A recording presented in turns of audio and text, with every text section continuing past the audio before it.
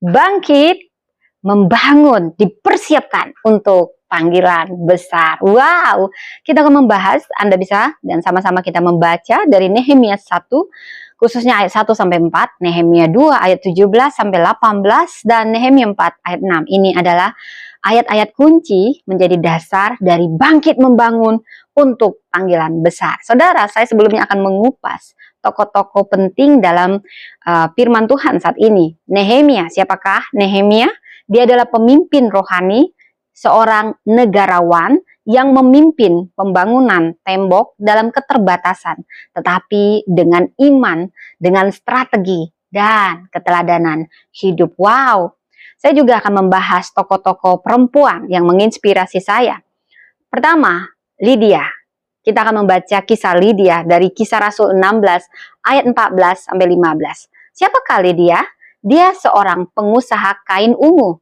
Dia wanita pertama di Eropa yang percaya. Jadi dia wanita Eropa, saudara ya. Kayak saya ini, rambutnya pasti mirip-mirip kayak saya. Mirip kan kayak orang Eropa gitu ya, saudara.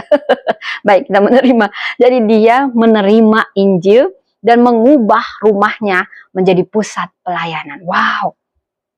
Ini sangat sederhana yang dia lakukan mungkin di mata dunia, tapi dia sedang membuka ruang untuk pekerjaan Tuhan. Ini sangat menyentuh bagi siapapun, saudara, yang bisa memulai dengan hal yang kecil, tapi di tangan Tuhan akan menjadi sangat berdampak. Kemudian, kita juga akan membahas tokoh Deborah dari Hakim-Hakim 4-5 dalam kisah ini. Siapakah Deborah? Dia nabi perempuan yang bangkit di tengah kepasipan laki-laki. Hati-hati kalau laki-laki pasif, maka akan ada perempuan yang aktif menggantikannya. Wow, saudara. Ini dia memberi strategi, dia memberi semangat, dan dia membawa kemenangan. Saudara, kita para perempuan mendengar kisah Deborah akan bangkit dalam keteladanan Deborah. Dan yang ketiga, perempuan yang akan saya bawa di sini adalah Esther, Ratu Esther yang cantik luar dalam. Ayat kuncinya terutama di Esther 4 ayat 14. Dia adalah perempuan yang dibentuk secara tersembunyi. Ya kayak saya ini, saudara ya. Siapapun kita, pemimpin-pemimpin besar awalnya dibentuk secara tersembunyi oleh Tuhan. Tapi kemudian Esther bangkit di waktu yang tepat. Dia cocok ini sangat cocok bila kita ingin, bagi siapapun kita yang merasa belum siap, kita sedang dipersiapkan untuk waktu musim di mana Tuhan ingin kita bergerak. Dan Tuhan sedang membentuk kita saat ini. Saudara, saya akan membagikan 3 pesan utama dari kisah bangkit, membangun, dipersiapkan untuk panggilan besar. Bangkit, membangun, dipersiapkan untuk panggilan besar. Pertama, hati yang tersentuh. Ini akan membuka jalan bagi gerakan Tuhan. Hati yang tersentuh membuka jalan bagi gerakan Tuhan. Dari Nehemia 1 ayat 4 menjadi kunci. Ketika ku dengar berita ini, duduklah aku menangis dan berkabung. Wow, Nehemia tidak mulai dengan kekuatan. Dia mulai dengan air mata dan dengan beban hati. Saudara, Tuhan belum mempercayakan hal besar karena belum ada hati yang sungguh peduli. Saudara, dari sini kita belajar, gereja tidak bisa dibangun hanya dari uang, tapi dari hati yang hancur dan mau diubah. Yang kedua, bergerak meski belum siap. Bergerak meski belum siap. Tuhan membuka jalan bagi yang mau membangun. Dari Nehemia 2 ayat 17-18 kita belajar, mari kita bangun kembali. Tangan Tuhan yang baik akan menyertai kita. Saudara, Nehemia tidak punya tukang, alat, atau dana. Tapi dia punya visi.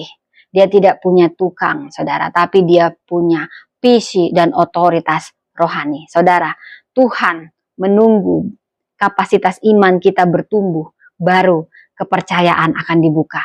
Tuhan yang sedang menunggu kita, bukan kita yang sedang menunggu Tuhan. Dia ingin kapasitas kita bertumbuh dulu, baru mempercayakan hal-hal besar. Saudara, mari kita bertindak. Kita bisa, siapapun kita, mulai dari hal yang sederhana. Dari tim kecil yang setia dalam berdoa, tertib, Tuhan pasti akan percayakan lebih. Yang pertama tadi apa, saudara? Hati yang tersentuh akan membuka jalan bagi gerakan Tuhan. Kedua, bergerak meski belum siap, Tuhan membuka jalan bagi yang mau membangun. Ketiga, tembok didirikan. Ini separuh tinggi, sebab hati rakyat mau bekerja. Nehemia 4 ayat 6 berkata, sebab rakyat bekerja dengan segenap hati. Hasil tidak tergantung pada besar kecil jemaat, tapi pada kesatuan hati. Bila ada 5 orang saja yang mau setia, saudara, Tuhan bisa bangun reruntuhan apapun.